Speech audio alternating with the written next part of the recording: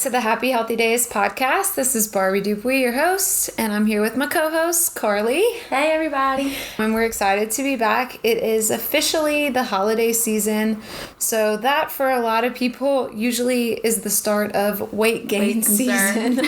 And we're already past Thanksgiving now, so really for a lot of people it's already started, and we usually start talking about this. We do a big maintain, don't gain challenge every year for our patients. So the goal is for them just to at least maintain their weight from October through December. And then if they come in January, we'll give them $1 off for every pound that they're down. So if they're down 5 pounds, they get $5 off, and so on and so forth. But a great goal is just to maintain through the holidays. So the thing is that we're all humans. We don't expect anybody to be perfect, but there are also a lot of things that we can do to try to control what happens to our weight or to our health in general over the holidays. So what the problem that we see, at least, is that October starts the Halloween parties.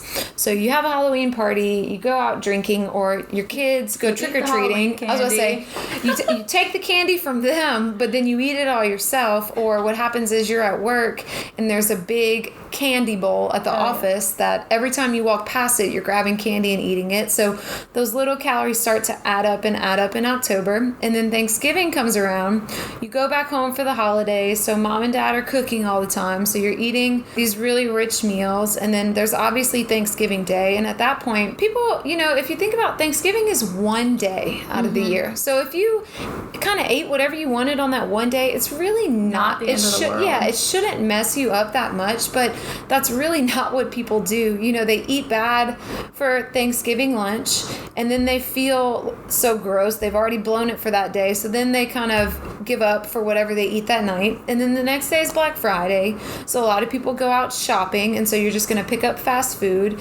And then you go back to your family's house, and they've still got Thanksgiving leftovers, or they're cooking something else because all the family's in town. So it's just like this constant eating fest. So by the time Halloween and Thanksgiving are past, you could already be 5 or 10 pounds higher than you were in September, which is so scary to think about. And then not only that, Christmas is really when most people have the most events and parties. So then Christmas leads into New Year's Eve, which can still lead to unhealthy habits. Well, right. You've got not only your holiday parties with your family, but most people have like an office Christmas party. You've probably got one with your friends too, where y'all are going to celebrate. And then a lot of people are balancing different families. So you could have anywhere from 4 to 6 Christmas events before Christmas even happens. So it's really, like we said, we know life happens. We want you to celebrate the holidays. It only happens once a year. So of course it's a very fun, happy time of the year. So enjoy yourselves. But also, if you have real health goals in mind, you want to stay healthier, you're one of our patients and you're trying to lose weight right now, then I think that you really need to put some rules or some guidelines in place so that way you don't get too out of control. And by January, you're not 20 pounds higher than where you were in September, and now you've got 20 pounds added to your weight loss goals, which is so preventable if you just start to take some control. So what we wanted to do today is just to give you some tips to power through the holidays, or just some ideas when you're going to these celebrations of things that you can do that will make a big difference in terms of keeping you in line towards your goals. Before we talk about tips, we had found this really cool study. Do you have that somewhere? Yeah. Where it talks about just like different people in the holiday season. So let me get Carly to give y'all some fun facts on that. Yeah. So there's a survey of about 2,000 Americans who expected to gain 7 pounds over the holiday season compared to about 6 pounds from 2018. And that honestly just starts off astronomical, thinking people are already going into this holiday season knowing they're going to gain 7 pounds this month. Right. Then the survey kind of got a little funny, and it said, how have the holidays wrecked your healthy lifestyle? 48% of people said they've ate so much they've had to literally undo a button in their pants or loosen their belt, which is kind of funny, but it's also funny, but kind of horrible. sad. Yeah. 45% say they've eaten more than 3 meals a day, so they'll do 2 lunches, 2 dinners, just kind of continuing to eat those leftovers, going off of what Barbie said. Well, and that's what a lot of people, if they go to one side of the family's house for lunch, they do like an early lunch there, and then they go to another lunch there, and then they're trying to balance. Still go home and eat a dinner too. Right. And then 39% said they've ate to the point where they felt sick or literally like bursting. And then That's what I really have a problem. If you're eating to that point, then nobody does that on a normal day. Where you feel sick. Right. You want to listen to your body. That's just a clear indicator that something's not going right with digestion. So you've clearly given your body more food than it can actually handle. And so why would anybody want to make themselves sick? And we'll talk about that more with the tips. And then 39% said they purposely worn stretchy clothing to accommodate for overeating. I actually heard a lot of people say that. Bring out the sweatpants. Yeah, I had a lot. After Thanksgiving, we were asking patients, how are the holidays? Oh, I wore my stretchy clothes. It's like, okay, but like that wasn't really the goal. We're trying to maintain our weight through the holidays. But just to know that you aren't the only one out there who's struggling, with keeping it clean during the holidays. So here's some things that you can do. So I think the first thing is that typically when you're home for the holidays, whether you're already home or if you're traveling out of state as something to go visit your family, is to try to stay as active as you can, especially even if you're in the airport, instead of just sitting for 2 hours while you wait for your flight, maybe try to walk around, go shop, walk around the airport, get some steps in. Also, most people do have some downtime with their family. So instead of everybody sitting on the couch and playing on their cell phones, why doesn't everybody get outside and go for a walk, or try to do something physically active as a family or with your friends? That'll help at least burn off a little bit of the calories that you consume that day. Yeah, definitely. And I know sometimes, my family personally, we eat kind of like a lunch, dinner. We eat our Thanksgiving and Christmas dinner kind of late in the day, around like 4 o'clock. So maybe throughout that day you can snack wisely. Instead of doing like chips and dips, maybe some fruits and some nuts or some vegetables and seeds. Try to snack healthy, and then you'll kind of fill up a little bit before that meal, so you'll kind of eat less and watch those portions too while you're having that big Thanksgiving or Christmas dinner. And I think with snacking too, I think that's one of the biggest ways that people start to gain weight during the holidays, because they don't realize how much the snacks add up. So if you are going to a holiday lunch or dinner and there's a ton of appetizers and chips and dips and things out, and you snack on all of those and then you eat a huge meal, you've probably consumed 300 to 500 calories alone with just the snacks, because chances are they're not using cleaning. So it's cheese and butter and Fritos and whatever type of dip is out. And then you go and eat this huge meal, and then you have dessert after. So like Carly said, if you can prepare to either snack healthy before you go, and then you don't touch those appetizers or those unhealthy foods, snack foods at the party, that would make a huge difference. But also I think one of the biggest things with the snacks and the appetizers is typically most people have those snack foods laid out in the kitchen of the home for everyone to snack on. I would say wherever they have all that food laid out, that is not where you want to be. Yeah. So if that's where the food is, then you go hang out in the living room, and I'm sure you've got family members in there that you can talk to. But what happens is if you're chit-chatting with your aunt or your cousin in the kitchen and there's all this snack food around, you're just going to start snacking just because it's in front, because it's in front of you. And especially, I forget this was a long time ago, but I read this study where like you mimic the habit of whoever is in front of you.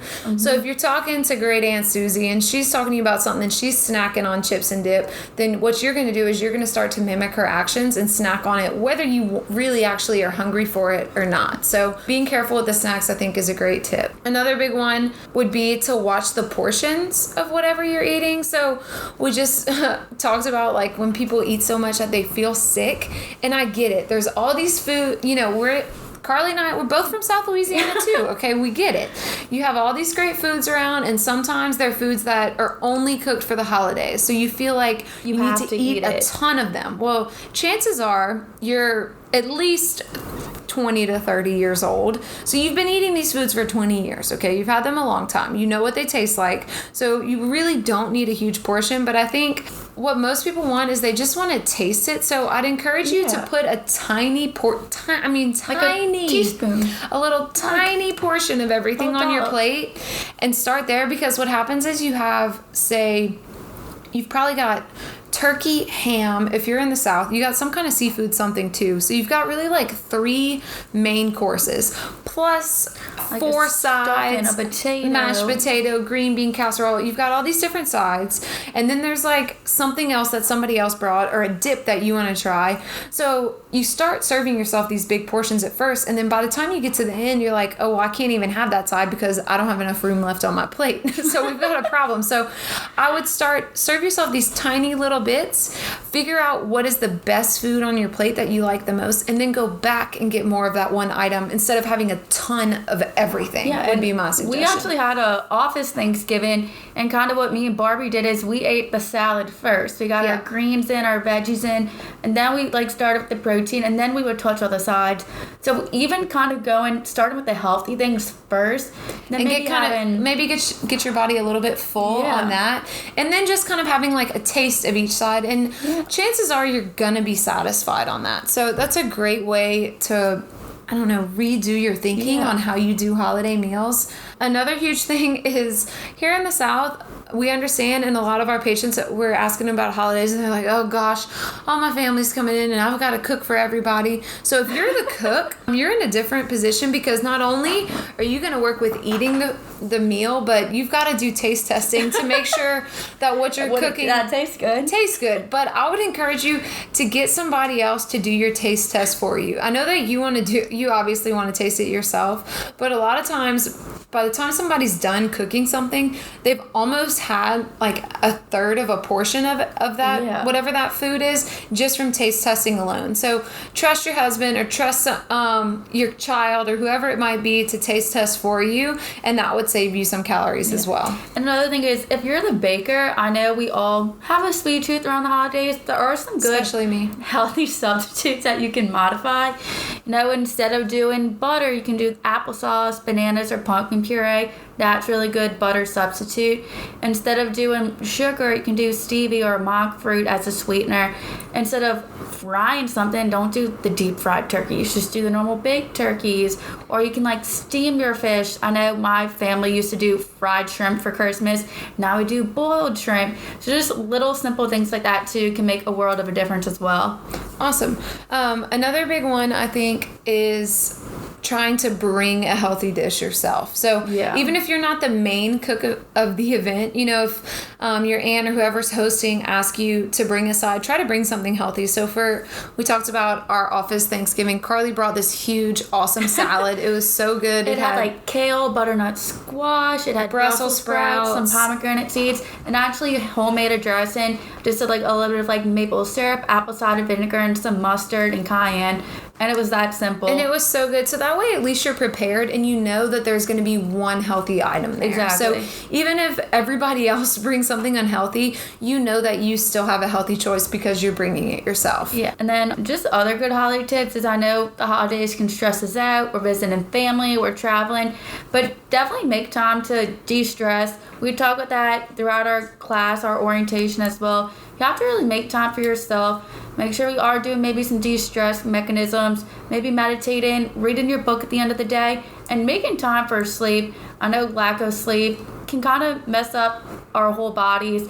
It can regulate our hormones and affects how we feel the next day. It can cause us to be hungrier. We'll go into the next day already wanting more food. And I think like Carly's saying, not only do you want to focus on cleaning up your eating with the holidays, but there's a lot of things that are going to play into what you eat. So like she said with sleep, when you don't sleep enough, what happens is your hunger hormone spikes. So the next day you're going to be even hungrier and you're going to want to eat more. Whereas if you would have just gotten enough sleep, then maybe your food choices the next day would have been a little bit better. And I think a huge thing that isn't talked about enough is the stress for some people revolved around going home. A lot of people love going home and they have this perfect experience. They go visit their family, but a lot of people also don't have that, and they get really stressed out going home because your mom is always commenting on your weight and telling you and criticizing your food choices, or the uncle is an alcoholic and you don't want to have to deal with that, or your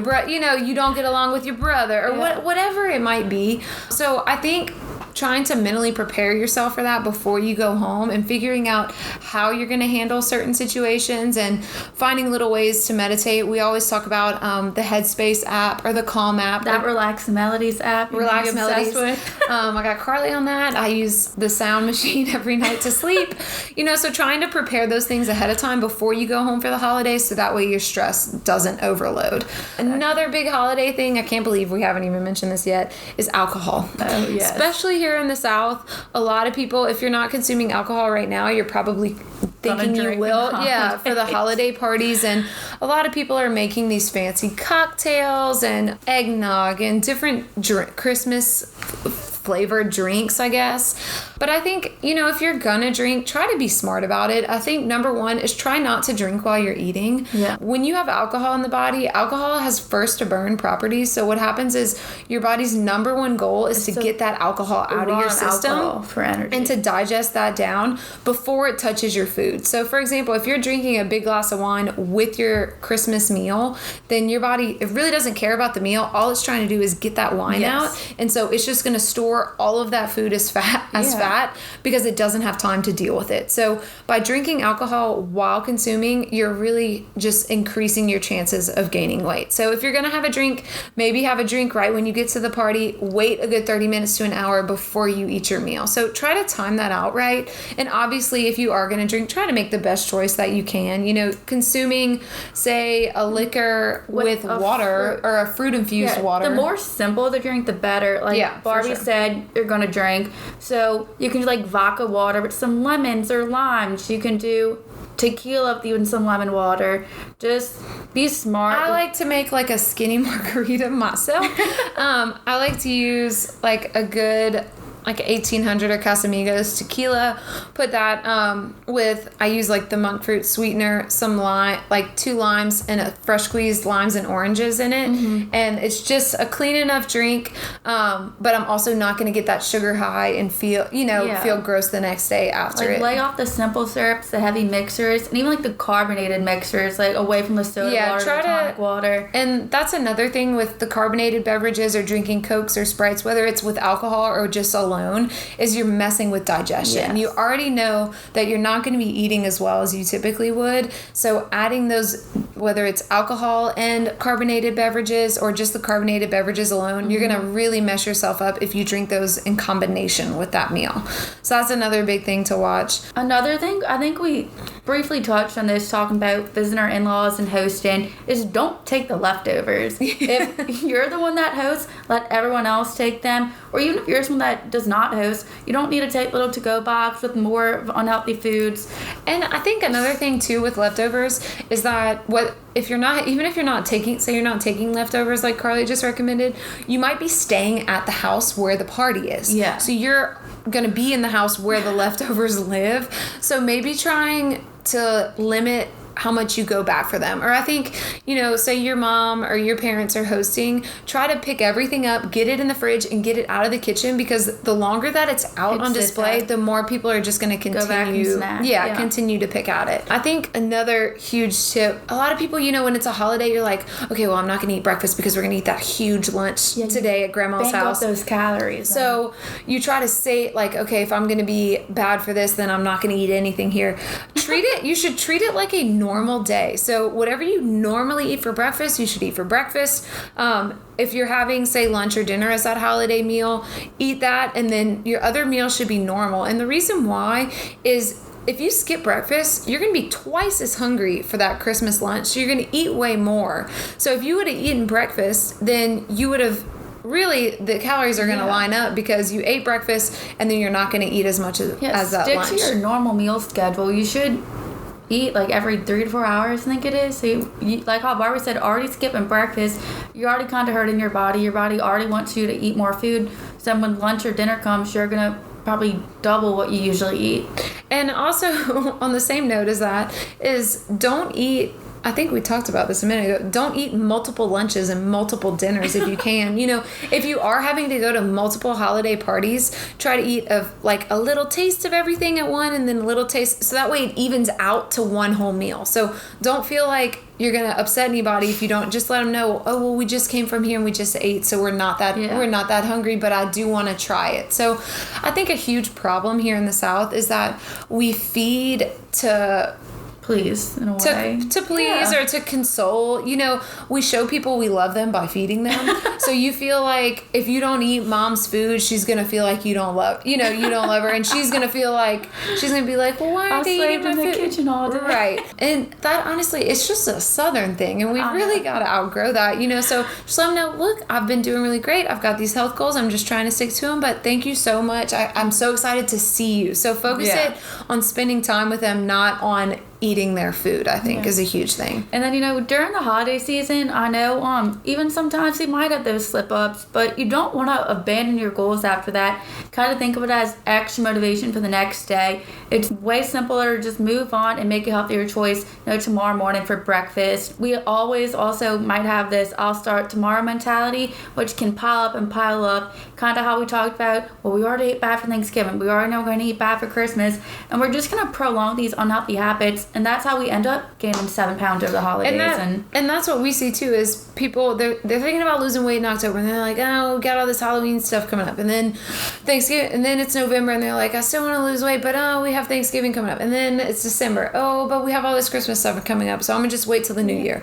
And then Mardi Gras rolls around, and then we're like, let's just wait till Mardi Gras over. And then by this point it's spring, and you're 20 pounds heavier than what you would have been if you'd have just started originally. So if weight loss is your goal, there's no reason why you can't start now. I think that, and I tell people in class when I'm teaching this time of year, is that I think this is one of the best times to get started, because if you can power through the holidays, then the rest of the year is a piece of cake. Easy. So if you can make it through this time, then you can really make it through anything. And I think not only whatever your goals are now, so your goal right now might be, okay, I want to lose 60 pounds by my daughter's wedding in June, or whatever it might be.